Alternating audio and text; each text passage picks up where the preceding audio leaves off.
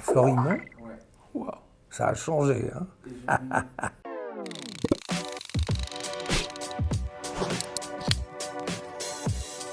Ça rejoint un peu le film, un père de substitution, en tout cas pour le... je l'ai eu comme prof au conservatoire. Ça a surtout été celui... Quoi, moi, j'ai toujours voulu être acteur depuis que j'étais tout petit. Mais quand j'ai vu ce mec qui n'était pas un professeur être sur le devant de la scène au conservatoire, devenir tout rouge en disant ouvrez-vous, donnez tout, écartez-vous, jetez vos tripes au public, etc. J'ai regardé ce mec-là et j'ai dit voilà, c'est ça et c'est pour ça que je veux faire ce métier. Voilà, donc, mec formidable. Ça a été et c'est toujours mon film culte parce que c'est la réinvention totale d'un nouveau cinéma.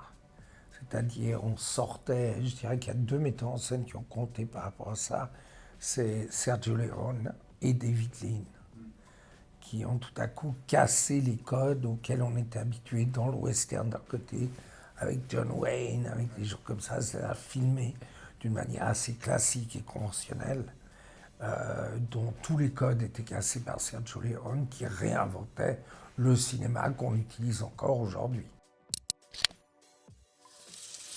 Le technicien du film, c'était ce que j'achetais toutes les semaines pour regarder qu'est-ce qu'il y avait en préparation, c'est-à-dire tout ce qui était susceptible pour moi de pouvoir participer à un casting.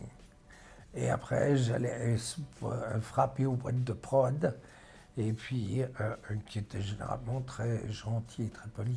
Le mythe de la boîte de prod et du directeur de casting qui prend vos photos, qui les jette au panier, c'est complètement faux. Les directeurs de casting ont besoin des photos des acteurs. C'est ça qui constitue, en fin de compte, leur portefeuille de quotidien pour vivre. C'est-à-dire, s'ils n'ont pas de photos, ils ne peuvent pas être casting. Donc voilà, moi je courais les castings, les boîtes de prod, à travers ce que me conseillait le technicien du film. Et d'ailleurs, pour Greystoke, je crois que c'est la directrice de casting qui est très importante. Alors, pour Greystoke, c'est mon agent de l'époque qui me fait faire les essais de Greystoke, qui m'envoie sur les premiers essais. Et c'est la directrice de casting du film qui dit au metteur en scène Hugh Hudson, fais des essais avec lui, ce que tu vois dans la vie n'est pas ce que tu vas voir à l'écran. Et Hugh Hudson me regarde, je pesais 58 kilos, j'avais des grosses lunettes comme ça, et il dit à sa casting, mais t'es sûr de ton coup là, parce que Tarzan, ça va être dur. Et elle dit, fais des essais avec ce mec. Voilà. Pour moi, c'est le mec qui a sauvé l'Europe à l'époque de la Deuxième Guerre mondiale. Voilà, c'est quelqu'un qui a compris les dangers du conflit, qui a compris très très tôt les dangers de l'Allemagne. Étant sur une île, il n'a pas vécu la collaboration. Je pense que les Anglais ont été exemplaires de dignité pendant la Deuxième Guerre. Et sans Churchill, je veux dire, je pense qu'on aurait eu très très vite une petite Europe allemande.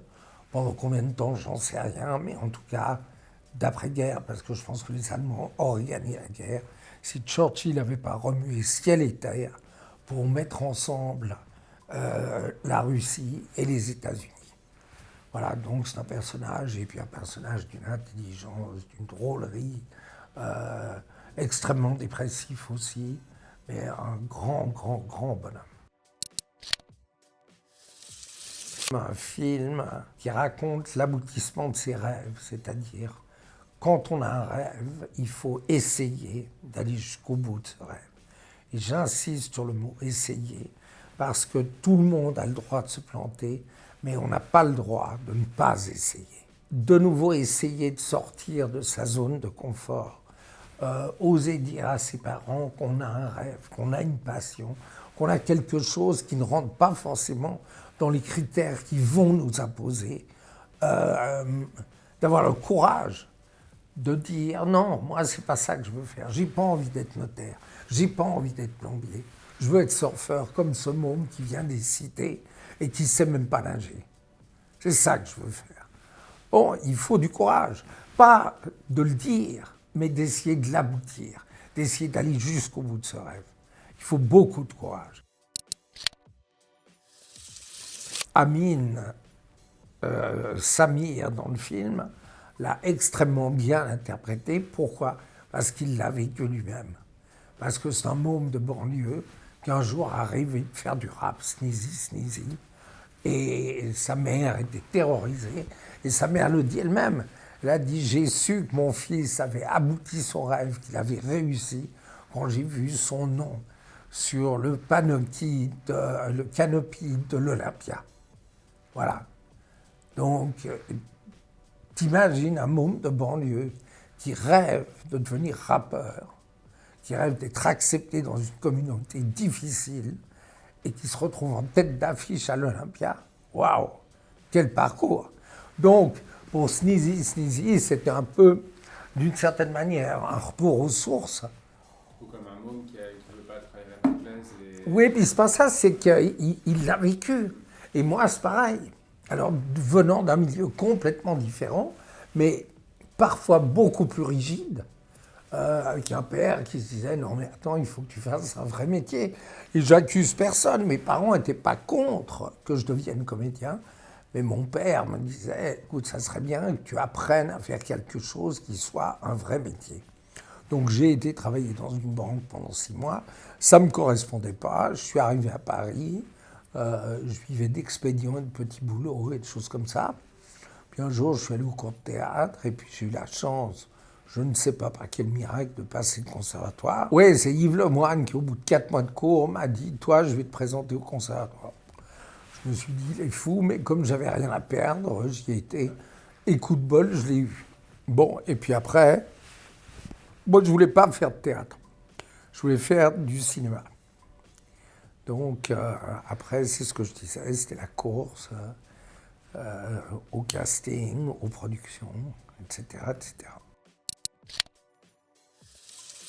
De Niro, c'est un des premiers que j'ai rencontré avec Mickey Rourke. J'ai rencontré De Niro en 85 ou 6. Exactement, personnage extrêmement timide. On s'est rencontrés, donc on habitait dans le même hôtel. C'est un producteur qui s'appelle Arnon Milchan qui nous a dit « Venez tous les deux déjeuner, vous êtes dans le même hôtel, donc vous partirez ensemble » chez Terry Gilliam, que j'adore comme metteur en scène, personnage incroyable. Et donc, moi j'attendais De Niro dans le taxi, puis il arrive, et puis il me regarde et il me dit « Ça va ?» Je fais « Oui, ça va ». Et on ne s'est plus dit un mot pendant les 2 heures de trajet. Et puis après, chez Terry Gilliam, le déjeuner, le machin, tout ça a commencé à se libérer un petit peu. Et on est devenus super potes depuis ce jour-là.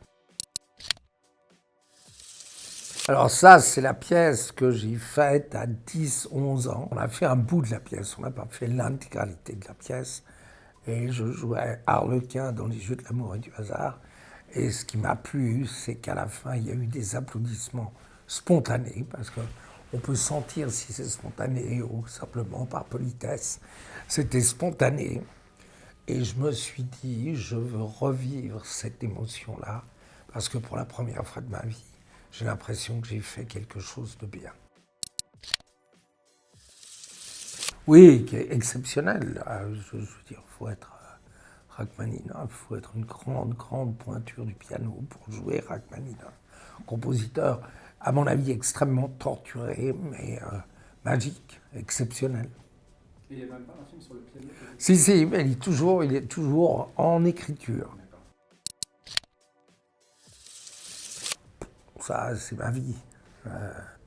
Tintin, c'est le personnage de bande dessinée, mais c'est beaucoup plus que ça. Je pense que c'est le personnage qui m'a sauvé la vie quand j'étais petit. Moi, j'ai commencé à lire Tintin à 5-6 ans, mais c'est le personnage jusqu'à l'âge, mais je lis encore Tintin aujourd'hui. En tout cas, entre 5 et 12 ans, c'est le personnage qui m'a soutenu, qui m'a sauvé la vie. Wow, ça a changé, hein. C'est beaucoup plus beau que quand j'y étais. Et ça, les petites pièces, c'est des vrais lits. Ah non, alors ouais, on a dépouillé avec mon pote Varluzel. On a dépouillé. Tout c'était, je crois que c'était c'est la classe où se passaient les sciences. Et il y avait toute une armoire, mais énorme, je ne sais pas, qui était sur 5-6 mètres de haut, sur 20 mètres de long. Et au fur et à mesure, on a pillé toute cette armoire avec des pièces antiques, des trucs, des machins, qu'on allait revendre chez un numismate, qui en fin de compte était complice de recel, etc., et qui utilisait des petits jeunes de 15 ans en nous payant bien, mais en faisant aussi du pognon, à mon avis, sur le dos. Voilà, et personne ne s'en est jamais aperçu qu'on avait volé toutes les pièces du truc. Voilà. Merci à vous. Merci. Merci, bon courage, C'était Papon. très sympa. Merci.